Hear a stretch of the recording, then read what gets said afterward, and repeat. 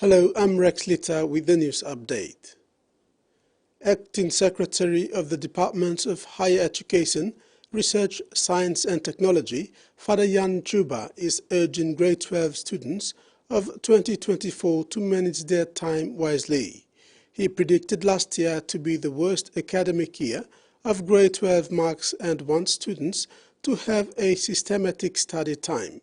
Father Juba mentioned that Dehurst is appealing to this year's grade 12 students to make use of the 3-month selection period to tertiary institutions. As usual, open our system for all grade 12 students, and each student will have an account, a password, an email address, and no one will have access to the account except the student. And I will appeal to all students, when you go through all the institutions of higher learning we have and look at the programs, please take your time, because we are giving you 3 months. Take your time and study what the requirements of each institution are. Fortunately, what is happening. Midday Governor Ramsey Pariwa has extended the festive season police operation for Madang. The operation will continue throughout the month of January only. The governor said the reason behind this extension for ending the operations. The operation has been all throughout the festive season to the new year. We are looking at extending the operation Kisimbek Hangu Pano in this new year period from January 1st to the end of January, end of this month, to ensure that we maintain. In regional news, transport officials and police have begun 2 separate investigations after a Japan Airlines Airbus A350 collided with a Coast Guard aircraft at Haneda Airport in Tokyo. Transport safety officials will focus on communication between air traffic control officials and the 2 aircraft, while police will probe possible professional negligence. Tokyo police said on Wednesday investigators examined the debris on the runway and would interview the involved parties. Noriyuki Aoki, a managing executive officer at JAL, said the airline maintains the flight had received permission to land from aviation officials. The Coast Guard pilot maintains he was also given permission to take off. Officials are verifying that claim. Reuters said transcript of traffic control instructions released by authorities appeared to show the JAL jet had been given permission to land, while the Coast Guard aircraft had been told to taxi to a holding point near the runway. 4 years on from Black Summer, a land care group in East Gippsland is working to protect indigenous plants that were ravaged by flames through a seed bank. The initiative is already sprouting inspiration for other fire prevention projects in the Victorian region. Loading up the boot with precious cargo, Orbos Landcare is on a mission to help safeguard East Gippsland from future bushfires. The project's all about collecting rare plant seed from wild populations, propagating them in nurseries and planting them in community gardens. Many of the seeds saved in its seed bank initiative have come from plants scorched by the Black Summer bushfires. 13 species, several critically endangered, have already been propagated. If they're impacted again in the wild, then we have an insurance policy that protects them. Taking a leaf out of Landcare's book is the local primary school in the town of Nungurna. Students here have helped plant this fire-resistant belt around the campus. On a catastrophic day, the students won't be at the school. It does make me hope that if we do have a major bushfire that comes through the area, that the school may not burn down. All 1%ers add up. Authorities say this year's fire season could arrive later than expected due to recent heavy rainfall and high humidity. The East Gippsland region has seen 2 major floods in recent months. Late November saw a landslide cut off Malakuta from the rest of the state for more than a day.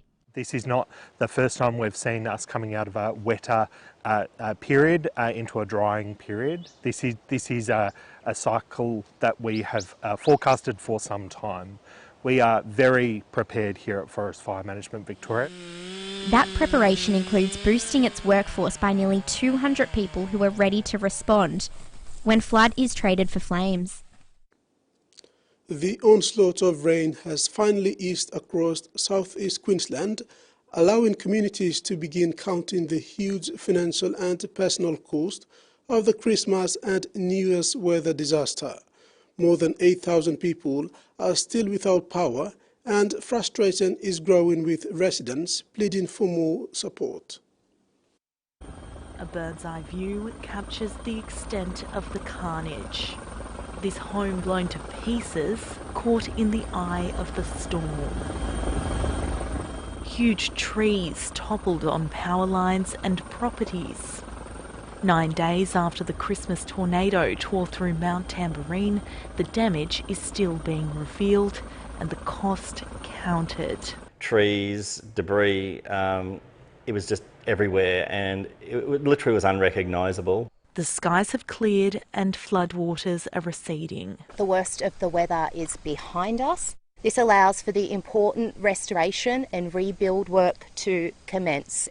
Thousands of residents are still in the dark. We've got no running water, no power, no internet. We're not talking 1 or 2 power poles, we're talking hundreds and hundreds. 1,000 technicians are on the ground, working to repair and in some cases replace the network. It's a big task, a very big task. The hope was to have all power restored by the 5th, which is this Friday. It may now be Saturday or Sunday. Despite the devastation, this community is determined to fight back. For the people on the ground and all the neighbours that are helping each other, everyone's doing their best. 50 Defence Force personnel will arrive in the southeast tomorrow to assist with the clean-up. Mount Tamborine will be a focus area. In the aftermath, some exhausted residents here have felt neglected and say the help has come too late. You can imagine the need for just basics is really high, so more immediate funding would have been great.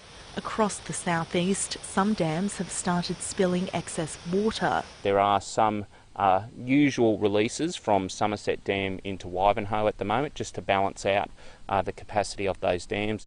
All hands on deck for a recovery effort that's only just beginning.